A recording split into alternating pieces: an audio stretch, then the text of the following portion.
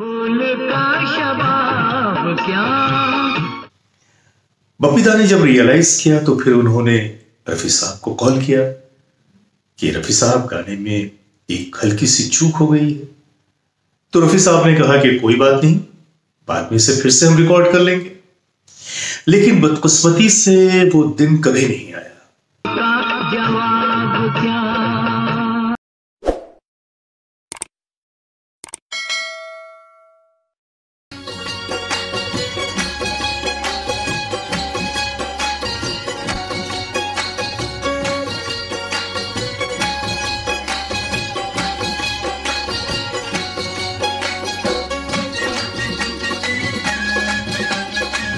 Legends के आज के इस एपिसोड में मैं जावेद नसीम अपने सभी देखने वालों की खिदमत में अपना आदाब, सलाम और नमस्कार पेश करता हूं।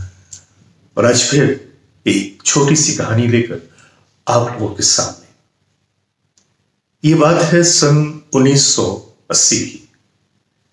बप्पी लहरी ने एक बहुत ही खूबसूरत कंपोजिशन बनाई थी और कंपोजिशन बनाने के बाद उन्होंने रफी साहब को कांटेक्ट किया और कहा कि रफी साहब, मैंने कंपोजिशन बनाई है, अगर आपको ये कंपोजिशन पसंद आ जाए तो मैं चाहूंगा कि आप इसे रिकॉर्ड कर दें।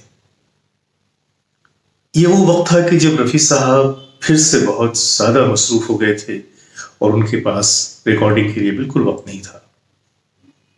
लेकिन जब बप्पी लहरी ने उस कंपोजिशन को सुनाया तो रफी साहब को वो कंपोजिशन बहुत पसंद आई। उन्होंने कहा कि कब रिकॉर्ड करना चाहते हो? तो बपीदा ने कहा कि कल ही कर दीजिए।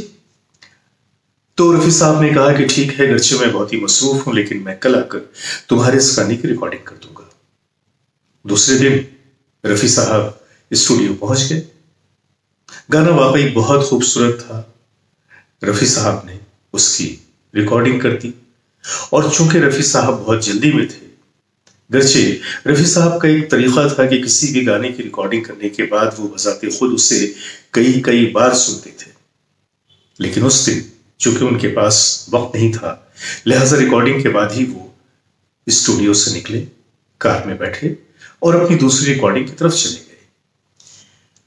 जाने के बाद बप्पी लहरी ने जब उस गाने को सुना तो उसने कहा कि अरे रे रे, ये क्या हुआ? क्या हुआ वो मैं आपको बताता हूं।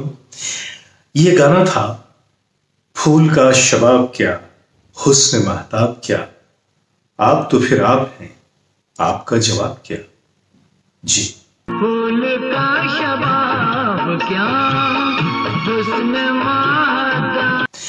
इस गाने में हुआ ये कि रिकॉर्डिंग हो गई, धुन बहुत खूबसूरत थी और रफी साहब ने भी बहुत लुत्फ लेकर इस गाने को गाया।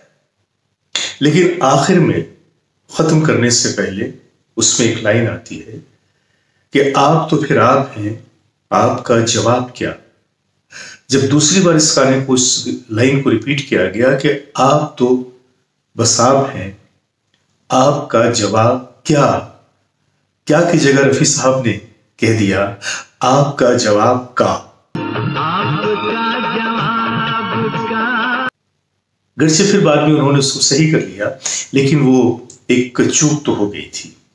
बहरहाल रफी साहब ने भी ध्यान नहीं दिया, रिकॉर्डिंग में बैठे किसी भी शख्स ने ध्यान नहीं दिया, बपीदा ने भी ध्यान नहीं दिया और यहां तक कि रिकॉर्डिंग कंप्लीट हो गई और रफी साहब स्टूडियो से चले गए।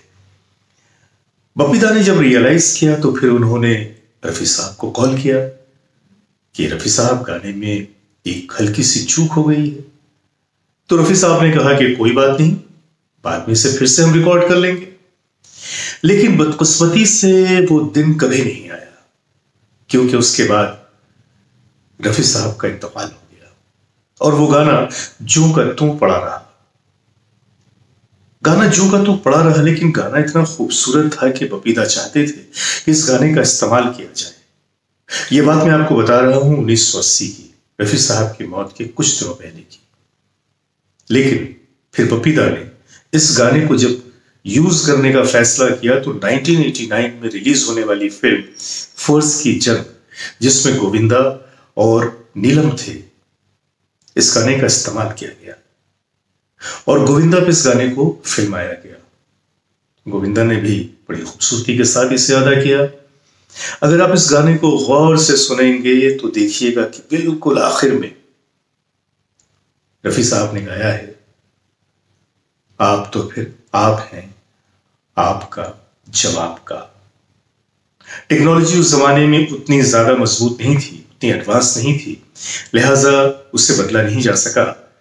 लेकिन गाना इतना खूबसूरत था और रफी साहब ने इतने मूड में गाया था, इतनी खूबसूरती से गाया था कि बप्पी दा ने सोचा कि इस गलती पे किसी की नजर नहीं जाएगी और एक महज छोटी सी बात के लिए इतने खूबसूरत गाने को बर्बाद नहीं किया जा सकता। लिहाजा उस गाने का इस्तेमाल किया गया। फिल्म ने अच्छा खासा बिजनेस किया, लेकिन यह गाना सुपर हिट हुआ।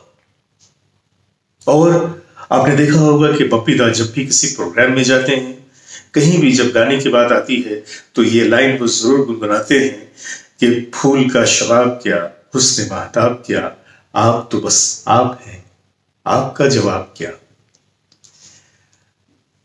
इस छोटी सी कहानी में एक हमारे लिए जो समझने की बात है वो ये है कि परफेक्ट तो ऊपर वाले की जात के सिवा कोई भी नहीं। कोई भी इंसान चाहे वो जितना बड़ा फनकार हो, जितना आला फनकार हो, लेकिन है तो इंसान, और गलतियां तो इंसानों से ही होती हैं, भगवान से तो गलती होती नहीं। तो रफी साहब भी एक इंसान थे, एक फनकार थे, गर्चे बहुत आला फनकार थे, लेकिन अब चूक तो हो जाती है।